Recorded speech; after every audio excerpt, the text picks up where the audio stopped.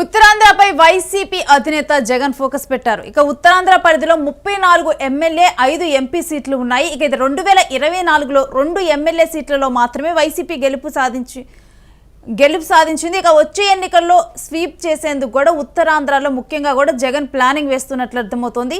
కూటమి పాలనలో ఉత్తరాంధ్ర పట్ల వివక్షపై కూడా సమరశంఖం పూరిస్తూ ఉన్నారు వైసీపీ అధినేత జగన్మోహన్ రెడ్డి.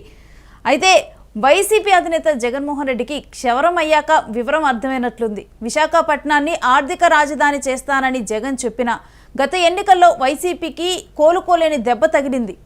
గత 16 నెలలుగా టీడీపీ కూటమి చేస్తున్న తప్పులను చూస్తూ వచ్చిన వైసీపీ అధిష్టానం ఇక ఇప్పుడిప్పుడే ఉత్తరాంధ్ర జిల్లాలపై ఫోకస్ పెట్టినట్లుగా మనకి కనిపిస్తూ ఉంది. పక్కా ప్లానింగ్తో ఉత్తరాంధ్ర ప్రాంతం పట్ల కూటమి ప్రభుత్వం చూపిస్తున్న నిర్లక్ష్యాన్ని ప్రజలకు వివరించి తమ వైపుకు తిప్పుకునేందుకు జగన్ స్కెచ్ వేస్తున్నట్లుగా అర్థమవుతుంది. ఇక ఉత్తరాంధ్రలో మొత్తం కూడా 34 అసెంబ్లీ సీట్లు 5 ఎంపీ సీట్లు ఉన్నాయి. ఏపీలో ఉన్న మొత్తం 175 సీట్లలో ఇవి 5వ వంతు, అంటే 20% అన్నమాట. ఈ సీట్లలో మెజారిటీ ఎవరికి దక్కుతుందో వారికే ఏపీ సింహాసనం దక్కుతుంది అనటంలో ఎటువంటి సందేహం లేదు. ఇక్కడ 2014లో టీడీపీకి ఎక్కువ సీట్లు వచ్చాయి, ఏపీలో అధికారము దక్కింది. 2019లో వైసీపీ ఉత్తరాంధ్రను దాదాపుగా స్వీప్ చేసింది, దాంతో ఆ పార్టీకే పవర్ దక్కింది. ఇక 2024లో అయితే కూటమి మొత్తం క్లీన్ స్వీప్ చేసి తిరుగులేని అధికారాన్ని చలాయిస్తోంది.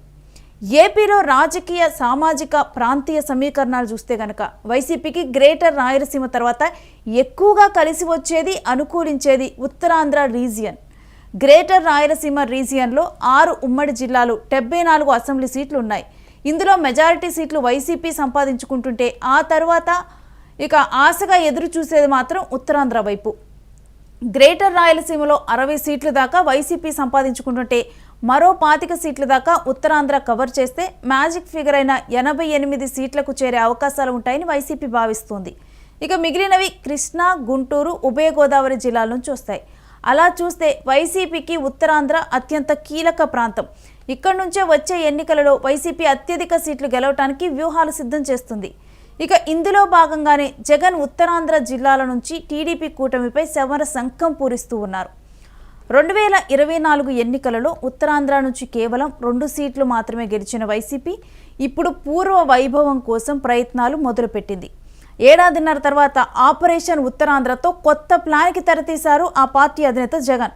కూటమి పాలనతో ఉత్తరాంధ్ర జిల్లాల మీద పడిన ప్రభావం, ప్రజల ఆలోచనలు అన్నీ కూడా కలుపుకొని కొత్త పొలిటికల్ స్టాండ్ తీసుకున్నట్లు తెలుస్తోంది. కూటమి పాలనలో ఉత్తరాంధ్ర ఎదుర్కొంటున్న సమస్యలు, తమ హయాంలో చేసిన అభివృద్ధిని ప్రజల ముందు పెట్టాలని కూడా వైసీపీ భావిస్తోంది. టీడీపీ కూటమి అధికారంలోకి వచ్చాక ఉత్తరాంధ్ర భూములపై పెద్దల కళ్ళు పడ్డాయన్న ఆరోపణలు వ్యక్తమవుతున్నాయి. ఇక్కడ భూములను ప్రజల నుంచి కారు చౌకగా తీసుకుంటున్నారని, తమకు అనుకూలంగా పారిశ్రామికవేత్తలకు, కార్పొరేట్ శక్తులకు రూపాయికి ఎకరం అన్నట్లుగా ఇచ్చేస్తున్నారనే విమర్శలను వైసీపీ ఎక్కుపెడుతోంది. విశాఖపట్నంలో లూలు మాల్కి అత్యంత ఖరీదైన భూములని కారు చౌకగా కట్టబెట్టడాన్ని ఉదాహరణగా చూపుతోంది. ఇక ప్రజా ఆరోగ్యం దెబ్బతినేలాగా కాలుష్య పరిశ్రమలు డంపు చేస్తున్నారని ఉత్తరాంధ్ర ప్రజలు కూటమి నేతలపై ఆరోపణలు చేస్తూ ఉన్నారు. స్టీల్ ప్లాంట్ ప్రైవేటీకరణ జరుగుతుంటే మౌనం ఎందుకు అని నిలదీస్తున్నారు. మరో ప్లాంట్ ప్రైవేటు సెక్టార్లో ఏర్పాటు చేయిస్తూ ప్రభుత్వ రంగంలోకి ప్లాంటుని ఏం చేయబోతున్నారని వైసీపీ నేతలు ప్రశ్నిస్తున్నారు. ఇక కూటమి ప్రభుత్వం ఏడాదిన్నర కాలంలో ₹1 అయినా ఉత్తరాంధ్రకు ఖర్చు పెట్టిందా అని ప్రశ్నిస్తున్నారు వైసీపీ నేతలు. అమరావతికి ₹1,00,000 కోట్ల ఖర్చు పెట్టేందుకు వెనకాడని వారు ఉత్తరాంధ్రకు ఎందుకు నిధులు ఇవ్వటం లేదని వాదిస్తున్నారు. కూటమి ప్రభుత్వం కొత్తగా ఉత్తరాంధ్రకి ఇచ్చింది ఏంటి అని నిలదీస్తున్నారు. రానున్న కాలంలో ఉత్తరాంధ్రకు జరుగుతున్న అన్యాయంపై కూటమి సర్కార్ మీద సమర శంఖం పూరిస్తామని వైసీపీ నేతలు స్పష్టం చేస్తున్నారు. అయితే వైసీపీ అధినేత జగన్ చేపట్టనున్న ఆపరేషన్ ఉత్తరాంధ్ర ఏ మేరకు ఫలితాలను ఇస్తుందోనన్న ఆసక్తి ఏపీ రాజకీయాల్లో చర్చకు దారితీస్తోంది. ఈ రౌండ్ టేబుల్లో ఏదైతే విశాఖ ఉక్కు పరిరక్షణ సమితి ఏదైతే ఏర్పాటు చేశారో ఈ సమావేశంలో తీసుకున్న ప్రతి నిర్ణయానికి మా వైఎస్ఆర్ కాంగ్రెస్ పార్టీ తరఫున పూర్తిగా కూడా మద్దతు తెలుపుతున్నాం. తీసుకున్న నిర్ణయాలకి మేము కూడా మీతో పాటు ఉంటామని, మేము వెనుకుంటామని, కావాలమ్మంటే ముందు ఉంటామని మీరు ముందున్నా వెనుకున్నా మాకేం లేదు. ఒక అడుగు మెట్టి దిగైనా సరే విశాఖ ఉక్కును పరిరక్షించుకోవడమే మా ధ్యేయంగా ఈ సందర్భంగా మీకు మనం చేస్తున్నాం. ఎందుకంటే విశాఖ ఉక్కు అనేది ఒక ప్రాంతానికో ఒక జిల్లాకు సంబంధించింది కాదు. దీనికి నాడు విశాఖ ఉక్కు ఆంధ్రుల హక్కు. మన పెద్ద ఎన్నో త్యాగాలతో ఈ కార్యక్రమాన్ని తీసుకొచ్చారు. ముఖ్యంగా విశాఖ ప్రాంతంలో ఉన్న ఆ ప్రాంతాల్లో నివసిస్తున్న ఎవరైతే వ్యక్తులు ఉన్నామో ఒక ప్రత్యేకంగా ఒక బాధ్యతగా దీన్ని ఆలోచించి ముందుకు తీసుకెళ్ళడానికి ప్రయత్నం కూడా చేస్తున్న నేపథ్యం.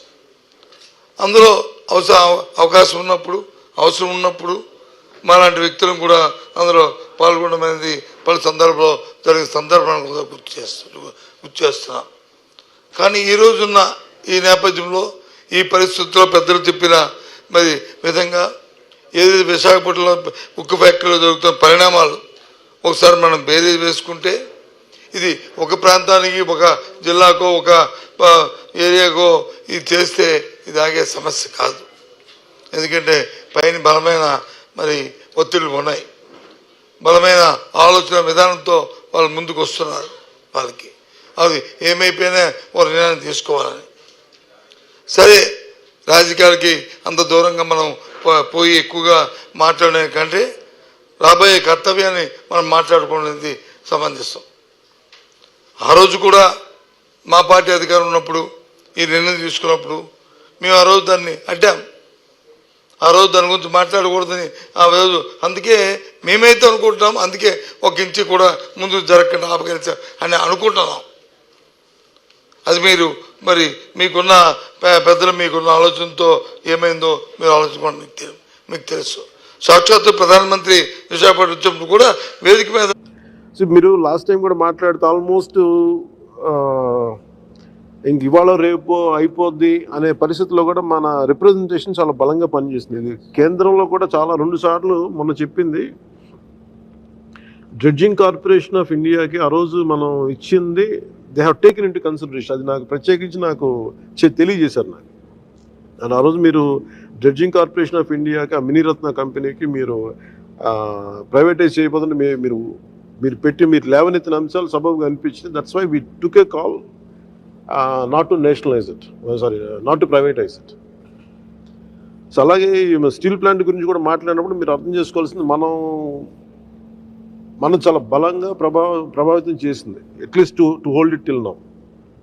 అందుకని కలెక్టివ్గా ప్రజలు వచ్చి రోడ్ల మీద ప్రజలు వస్తే ఖచ్చితంగా దాన్ని కేంద్ర ప్రభుత్వం పరిశీలిస్తుంది. ఖచ్చితంగా అంత మొండి నిర్ణయాలు కానీ అంత అనాలోచిత నిర్ణయాలు తీసుకుని అన్లెస్ మనం ఏది తీసుకెళ్ళిపోతా ఉంటే మనం చేతులు కట్టుకొని చూస్తుంటే రెసిస్టెన్స్ లేకపోతే ఎవరైనా ఏం చేస్తారు?